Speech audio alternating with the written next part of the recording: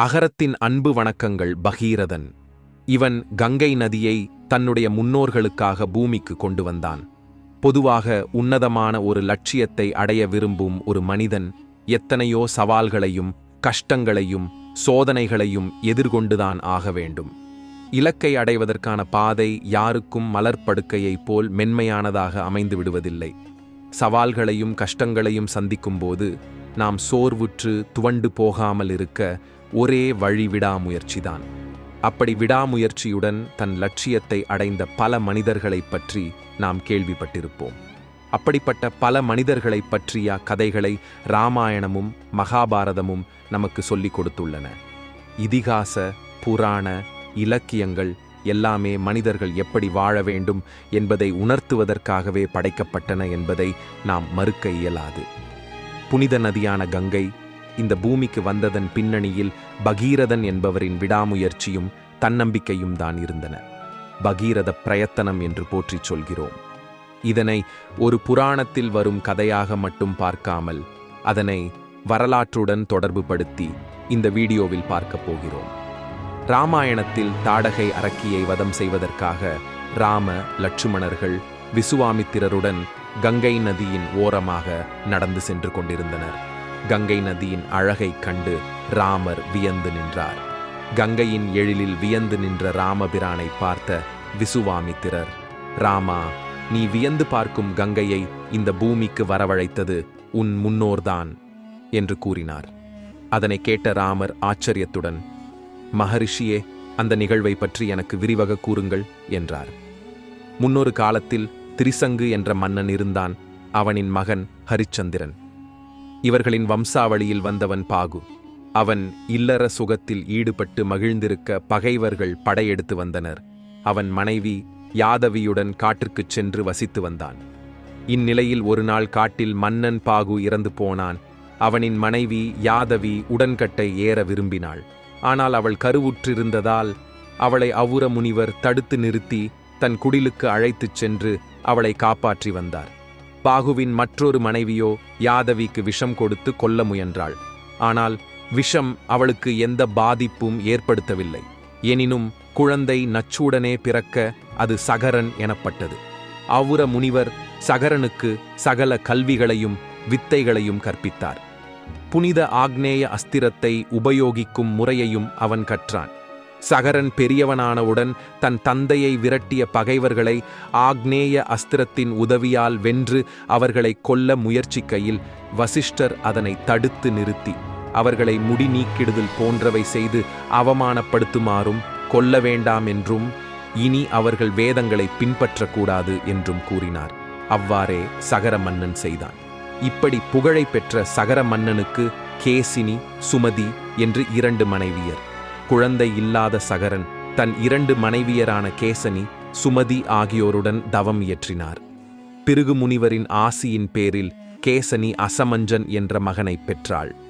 சுமதி ஒரு சுரை பிண்டத்தை பெற அது வெடித்து 60,000 குமாரர்கள் தோன்றினார்கள்.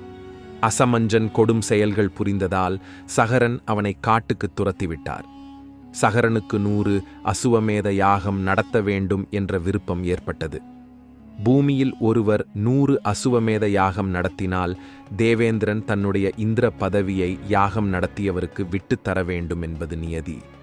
எனவே சகரன் பல முனிவர்களைக் கொண்டு அசுவமேத யாகம் நடத்தினார். அசுவமேத யாகத்தின் முக்கிய அம்சமே குதிரைதான். அந்த குதிரையை தேசம் முழுவதும் திரியாவிட்டான். சகரன் தேசம் முழுவதும் ஆட்சி செலுத்தி வந்ததால் அவன் குதிரையை எந்த சிற்றரசனும் சிறைப்பிடிக்கவில்லை. அசுவமேத யாகம் பூர்த்தியாகிவிட்டால் எங்கே தன் இந்திர பதவிக்கு ஆபத்து வந்துவிடுமோ என்று அஞ்சிய இந்திரன் குதிரையை கவர்ந்து சென்று பாதாள லோகத்தில் கடும் தவம் புரிந்து கொண்டிருந்த கபிலரின் ஆசிரமத்தில் கட்டி வைத்துவிட்டு வந்தான்.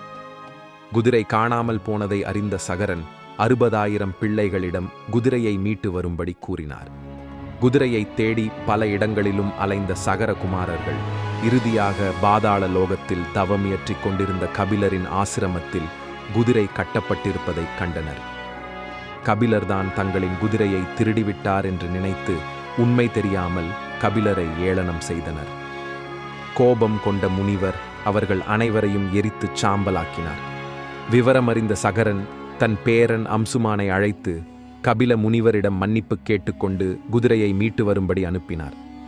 அதன்படி அம்சுமான் குதிரையை மீட்டு வந்ததும் அசுவமேத யாகம் வெற்றிகரமாக முடிந்தது. தன்னுடைய 60,000 பிள்ளைகளும் நரகத்தில் துன்பப்படுவதை அறிந்த சகரன் அவர்களை நரகத் துன்பத்தில் இருந்து விடுவிக்கும்படி அம்சுமானிடம் கேட்டுக்கொண்டார். அம்சுமான், அவன் மகன் திலீபன் ஆகியோர் எவ்வளவோ முயற்சி செய்தும் சகர குமாரர்களை நரகத்திலிருந்து மீட்க முடியவில்லை.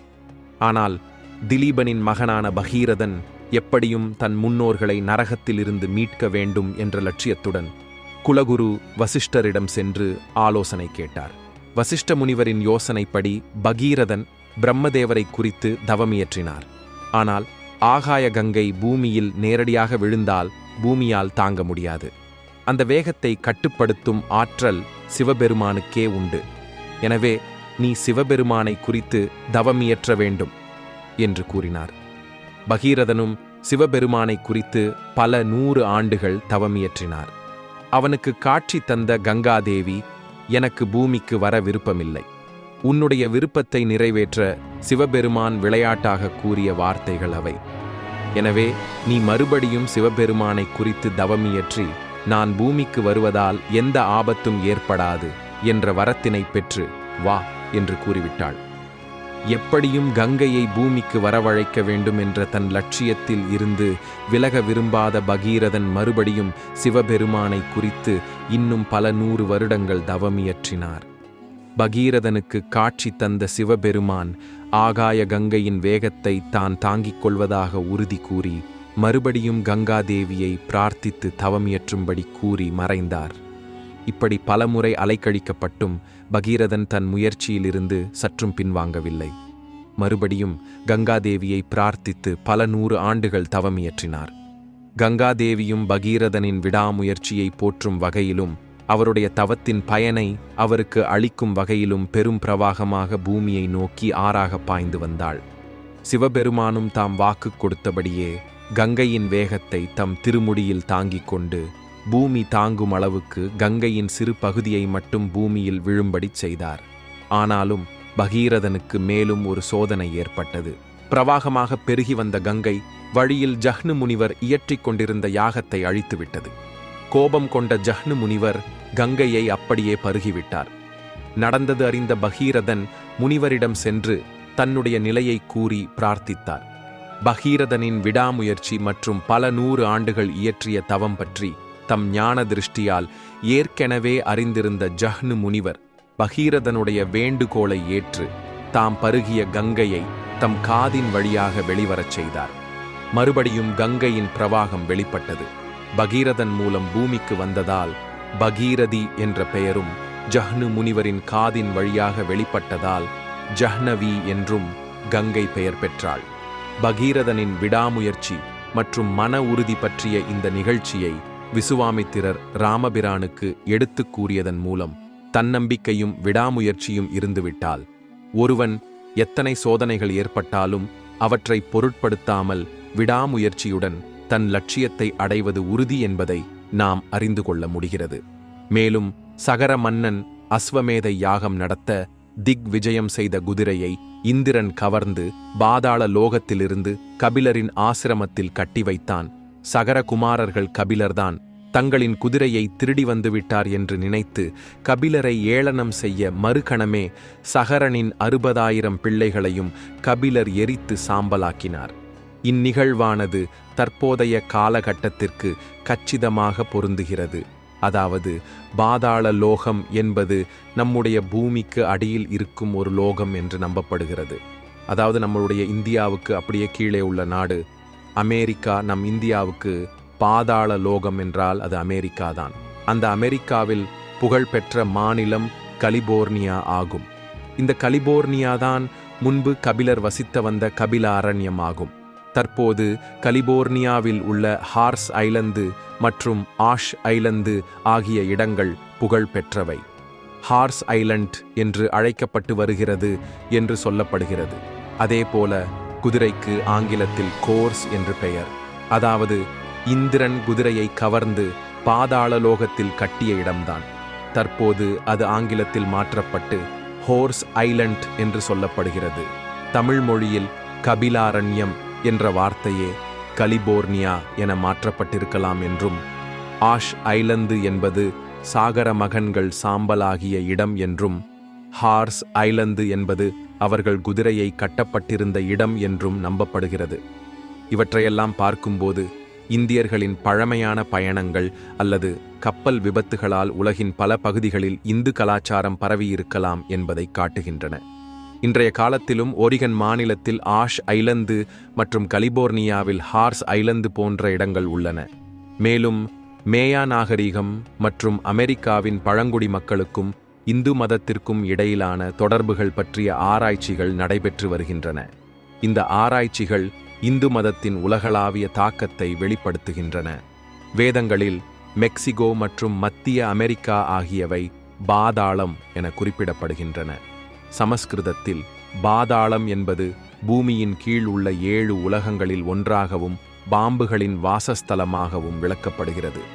புராணக் கதைகளில் கருடன் என்ற கழுகு நாகர்கள் என்று சொல்லக்கூடிய ஒரு இனத்தை சேர்ந்தவர்களை தனது அலகில் கொண்டு சென்றதாக கூறப்படுகிறது. இதன் மூலம் நம்முடைய இந்தியாவின் பாதாள லோகம் அமெரிக்காவாகும்.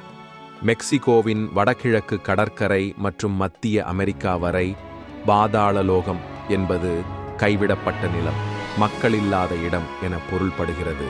சமஸ்கிருதத்தில் நாக அஸ்த என்பது மேற்கு நாக நிலம் என பொருள்படுகிறது. மேயன் சமவெளிகள் மற்றும் கோஸ்டாரிக்கா வரை உள்ள பகுதிகள் நாகஸ்டே என அழைக்கப்படுகின்றன. இந்து புராணங்களில் நாகர்கள் மனிதர்களாக மாற முடியும் என கூறப்படுகிறது. மெக்சிகோவில் நாகுவால் என்பது ஒரு மிருகமாக மாறும் மனிதனை குறிக்கிறது. நாகுவால் என்பது சமஸ்கிருதத்தின் நாகபால் அல்லது பாம்பு மனிதன் என்ற சொல்லிலிருந்து வந்திருக்கலாம். இந்த நாகர்களே பாதாள லோகத்தில் வாழ்கின்றதாக நம்பப்படுகிறது.